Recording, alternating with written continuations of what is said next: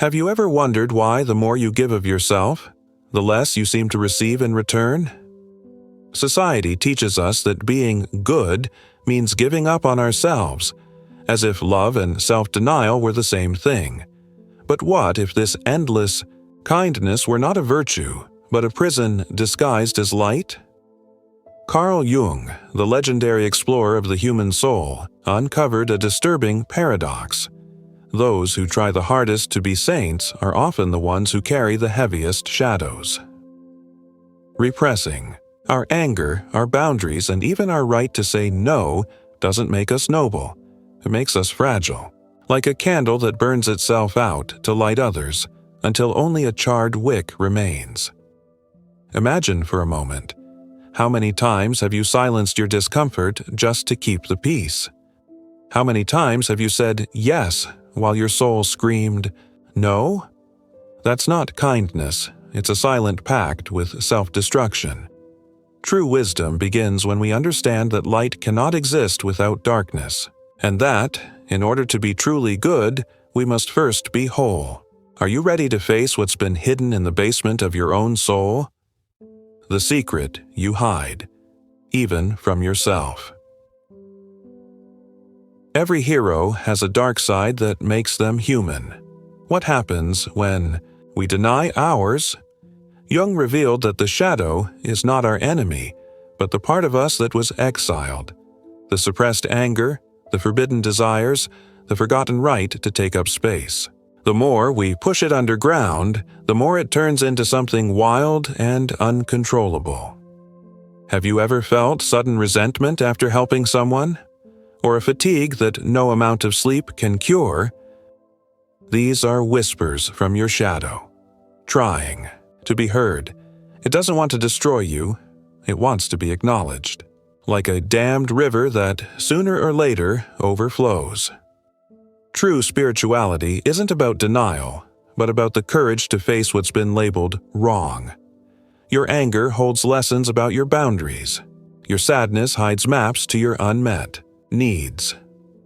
Integrating the shadow doesn't mean embracing chaos. It means discovering that you are greater than the light you've projected to the world. And in that wholeness lies a strength that no superficial kindness can ever offer. The hidden cost of boundless sacrifice. Being everyone's safe harbor carries an invisible cost. Your own soul withers while you hold up others. This limitless kindness isn't a virtue. It's self-erasure disguised as nobility. You become the pillar that holds up other people's roofs while your own walls silently crack. Look closely at the traces of this compulsive generosity, the fatigue that sleep doesn't fix, the silent resentment burning inside when no one is watching, the feeling of being a ghost in your own life. These are signs of an emotionally poisoned system, like drinking salt water to quench your thirst, only to become even more dehydrated. Relationships warp under this imbalance. People learn to drain your light as if it were an obligation, not a gift. You become the shoulder everyone cries on, but when your own sorrow arrives, the silence is deafening. That's not love. It's a play where you perform the martyr without an audience. But what if there were another way? The antidote is not to stop being good, but to rediscover what truly deserves your devotion.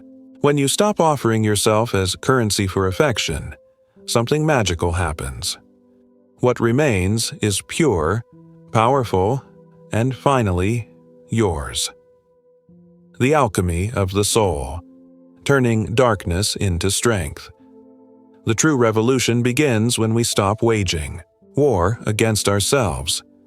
Your anger isn't a flaw. It's a beacon revealing where your boundaries have been crossed. Your hidden selfishness isn't shameful. It's the survival instinct that keeps your light alive. Integrating the shadow doesn't mean surrendering to chaos, but discovering that even your rejected parts hold ancient wisdom. Think about the last time you swallowed your discomfort just to please. Now picture yourself speaking with the same loving firmness you'd use to protect someone dear. That is the magic of integration, transforming wounds into tools, fear into discernment, The shadow doesn't want to destroy you, it only wants to be seen as part of the whole. When we embrace our complexity, a new kind of strength is born. Well-directed anger becomes courage. Repressed desire becomes creative fuel. Even loneliness, when truly heard, reveals itself as a call for more authentic connection. You don't lose your kindness. It becomes shielded, impossible to exploit. This is the secret. True sages know. The purest light doesn't come from denying darkness, but from the courage to walk through it. Your wholeness isn't in perfection, but in the boldness to be paradoxical, as capable of saying no as of loving without limits. Balance isn't static. It's the eternal dance between giving and receiving, speaking and listening, yielding and standing firm. The sacred boundaries of the self. Love that gives without limits is not a virtue. It's self-annihilation disguised as nobility. When you abandon your inner territories, you're not being generous, you're relinquishing your throne.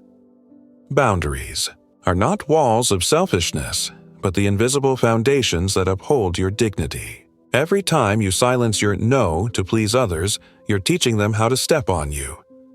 Look to nature. The ocean doesn't ask permission to define its shore, and the tree doesn't deny its roots to please the soil. Why should you? Your bottled-up anger, that suffocating feeling when you say yes against your will, these are signs of a soul begging for space to breathe. Setting boundaries is not rejecting the world. It's inviting it to meet you on sacred ground. Some will step back, that's true, but those who remain will be the ones truly worthy of your essence, not your mask. The revolution begins when you realize saying no to what drains you is saying yes to the life that pulses within you. This is the alchemy that turns victims into sovereigns, not by gaining power over others, but by having the courage to honor yourself. The fire that purifies and illuminates. In the crucible of the soul, where light and shadow merge, true magic happens. Your wounds aren't flaws, they are forges where your character is tempered. That resentment you carry, it holds lessons about justice, the loneliness that aches. It reveals where you have yet to learn how to be enough for yourself. Every denied emotion is a teacher in disguise. Inner alchemy doesn't turn lead into gold. It turns pain into wisdom, weakness into discernment. When you stop fighting your contradictions, you discover they were perfect complements all along. Your anger protects your compassion from naivety. Your healthy selfishness guards your generosity from exploitation. This process demands the courage to face your reflection without masks. But the reward is a self that no longer needs to fragment to be loved. You become like the phoenix, able to rise from your own ashes whenever necessary, stronger and more radiant each time. The great irony? The more you embrace your complex humanity, the more divine you become. Not through perfection, but through wholeness. This is the supreme alchemy, turning the pursuit of holiness into a warm embrace of all that you truly are. The awakening of the whole self. We've reached the heart of the journey. Being whole is not a destination, but a way of being. You were not made to live in fragments, hiding parts of yourself as if they were errors to be corrected. Every aspect you've rejected holds an essential key to your inner freedom. The world needs your wholeness, not your perfection. When you dare to integrate light and shadow, a power arises that neither others' approval can grant, nor their rejection can take away. Your kindness ceases to be fragile and becomes indestructible, because it now flows from truth, not fear. This is the boldest invitation you'll ever receive. Stop seeking who you should be and embrace who you truly are. Your anger holds wisdom. Your boundaries carry poetry. Even your deepest fears hide precious lessons. Are you ready for the greatest act of self-love? Not the one announced on social media, but the one that happens in the soul's silence when you finally whisper, "I'm here. I am whole." The path begins now, and every step, no matter how small, is already a revolution. The invitation to inner revolution. The time has come to turn insight into action. All this wisdom is useless if it remains just as ideas floating in your mind. What will you do today, this very moment, to honor the wholeness of your being? A journey of 1,000 miles begins with a single step, and yours might be as simple as saying no to something that drains you, or yes to a desire you've long neglected.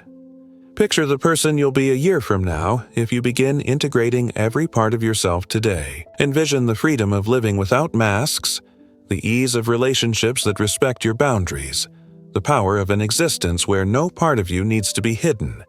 That future isn't just possible. It's waiting for your decision to make it real. The world is in desperate need of whole people. Every time you choose authenticity over approval, you not only free yourself, you inspire others to do the same. Your personal transformation becomes a revolutionary act, a beacon for those still lost in the fog of self-denial. This is your mission, should you choose to accept it. To live so fully that your mere presence reminds others that they, too, can be whole. The alchemy is done, the path is open. Only one question remains. Will you have the courage to walk it?